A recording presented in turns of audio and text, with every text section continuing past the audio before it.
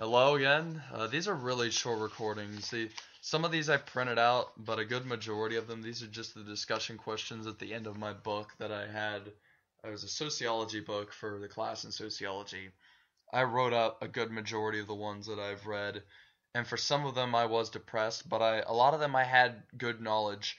This was a chapter one discussions. The book was called Intro to Sociology, so I'm not even really that far into it. But this is the discussion questions for it. It says, I view inflation as both a public issue and as a personal problem. Inflation needed little reason to ever exist, because we all know the United States, well, not all, but I thought I'd let people know. The United States never had inflation. We used to have banks all around, but anyway, let's keep reading. As to why and how it affects people around the world is plainly obvious. We as human beings continue to multiply like gerbils, and with the culmination of national profits and trade that's among the world, hence world trade, not simply just the United States, inflation is what we now have to deal with. Because we once had banks state by state, and now it's just all the one world.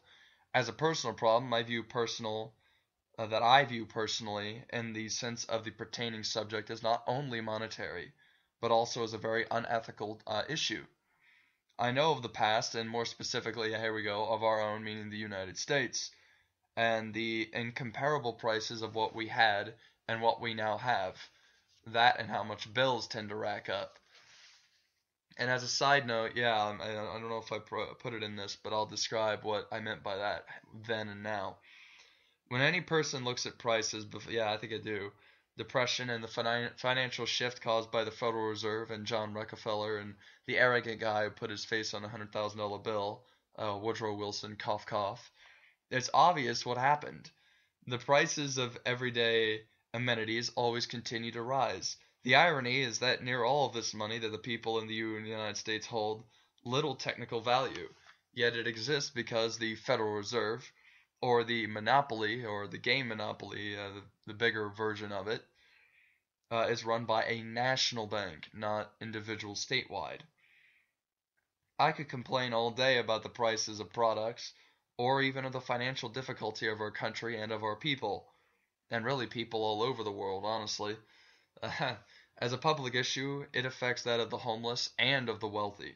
The homeless get hungry, they want to eat, and the wealthy end up eventually getting in trouble because the homeless people are getting aggravated with them. The only wealthy people one could muster to respect are the individuals who have worked and who have fought to deserve compensation for themselves and the people. Robin Williams comes to mind, a Jewish individual by the name of he did those movies. What were they called?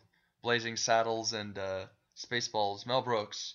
He's another one. Michael Jackson, although his dad was a jerk, he was very influential in what he did. Anyway, that's getting off topic. But yeah, Michael Jackson was mistreated, just so anyone knows. And it's true, anyone who has so much money, but still, they're deep down, they're depressed. There's really, money is a problem. Anyway, let's keep going. What am I looking at? These examples are indeed few, but they still exist. As for that of poverty-stricken, unemployment and divorce and many other very negative emotions and life circumstances that can easily lead to depression or other physical and mental problems, not including that of racial and ethnical confusions among the people. Striving to get and to keep a job, or to go to school or college, to find a skill one has to be a philanthropist or to fight for the liberties. Whatever a person does with life is exactly what they will have to do and what will be done. And I forget the questions they asked for these chapters, so I guess I'll try to describe them as best I can. Here's the next bit. To learn and accept the difficult topics and subjects, I bet it said how do you accept them or something, to better understand that of the self, of the people that are around you. Oh, I bet it's asking what do you think sociology, something along that. And the organizations like that of churches and ethical places like restaurants or temples, to research the pittance of man, women, and children of the world. To learn of these would be very beneficial to learn also of that of humanity itself, and at more of a practical and of a deep level of understanding. Also to learn of that of corrupted people who continue to conceive its notion, and to research the love of that of other nations and also of their people. Now we go to the next bit.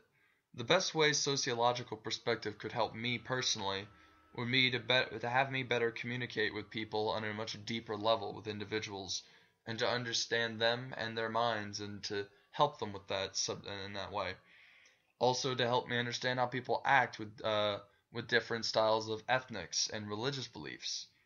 To do more than accept simply a racial difference, but to actually research and to learn of these differences and of respect for the people's thoughts on a very deep and committed level. Now we go to the next bit. The government makes money off of the schools. And I can ask, what do you think they do?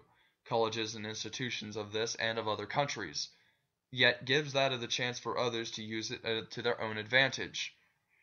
However, what is of the best possibility is of one to incline to such questions such as ethics after success, and realize that a good portion of this was all fabricated.